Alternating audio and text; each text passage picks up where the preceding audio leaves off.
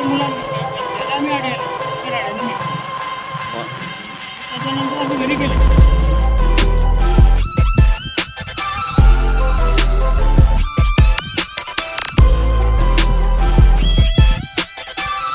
आमचं म्हणणं आहे की आमची जमीन आम्हाला वापस भेटावा, हे म्हणणं आहे. किती जमीन आहे तुमची आहे? आमची 6.5 एकर जमीन आहे. आणि कधी दिली होती, कशासाठी दिली होती?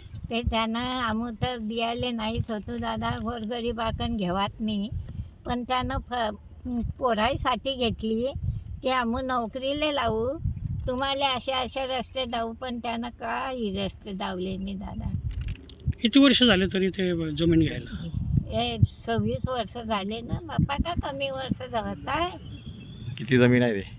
6.5 एकर. पैसे किती दिले होते? पैसे 51. तुमचं नाव काय आहे? मै नाव चेंबेलाबाई तुकाराम तायडे, मानपूर. महार वतनची जमीन आहे दादा हे. बरोबर. विचारा. तुमच्या उतार्यावर काहीतरी खाडाखोड केलेली, त्याबद्दल तुम्ही काय सांगाल? हो, ते खरेदी खताचा विषय आहे तो. ज्यावेळेस आम्ही खरेदी खत काढलं त्यावेळेस आम्हाला खरेदी खतावरती खाडाखोड आढळून आली. तुम्ही बघू शकतायत की लिहून घेणार म्हणून असं यावरती साखर कारखान्याचं नाव आहे जे खोडण्यात आलेलं आहे, आणि त्याच्यानंतर खाली शारदा एकनाथराव खडसे असं नाव दिसतंय. म्हणजे उतारामध्ये सुद्धा खाडाखोड केलेली आहे. हे बघा, हे जमीन 2002 साली त्यांनी ज्या आजी म्हणजे आमच्या परिवाराकडनं त्यांनी अल्पदरामध्ये जमीन घेतलेली होती.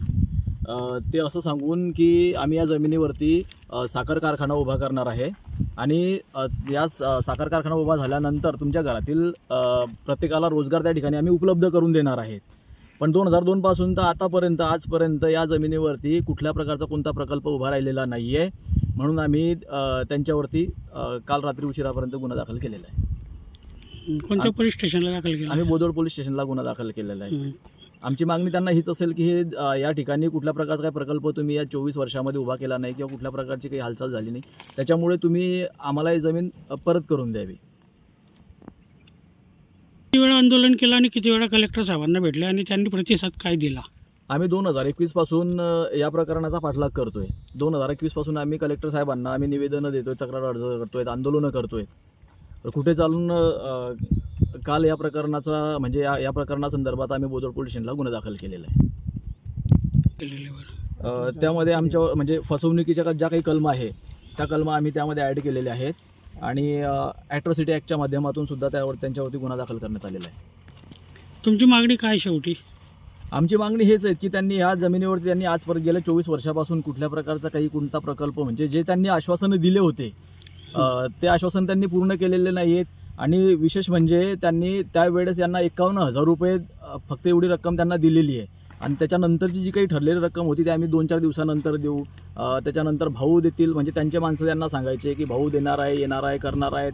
असं करून आज जवळजवळ 24 वर्ष लुटून गेलेले आहेत, पण आजपर्यंत त्यांना ती रक्कमसुद्धा मिळालेली नाही.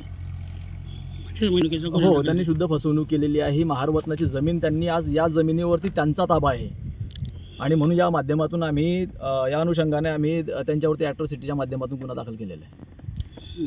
माझं नाव कैलास तुकाराम तायडे, मानपूर तालुका भुसावळ, जिल्हा जळगाव. आता आपण आज या ठिकाणी आमच्या या मागणीनुसार आम्ही जवळजवळ 21 पासून तर आज तागायत आम्ही 3-4 वेळेस कलेक्टर साहेबांच्या इथे आंदोलनं केलेली आहेत, आणि त्या निवेदनं पण दिलेली आहेत. त्या माध्यमातून त्यांनी चौकशीचे आदेश दिले होते सर्कल मॅडमना. सर्कल मॅडम या ठिकाणी येऊन आणि या संपूर्ण या परिसराचे म्हणजे जेवढा 116, 117, 118, 19 वगैरे 122पर्यंतचे 23पर्यंतचे जे गट नंबर आहेत यांची पाहणी करून सर्कल मॅडमने त्यांचा अहवाल कलेक्टर सरांकडे पाठवला असं माझं म्हणणं आहे. आणि पंचायतच्या समक्ष आमच्या त्यांनी सह्या घेतल्या होत्या सर्कल मॅडमने, आणि तो पंचनामा इथेच तयार केला होता असं माझं म्हणणं आहे. आणि त्यानुसारच त्यांनी कलेक्टर सरांनी आदेश दिलेले असावेत असं मला वाटतं.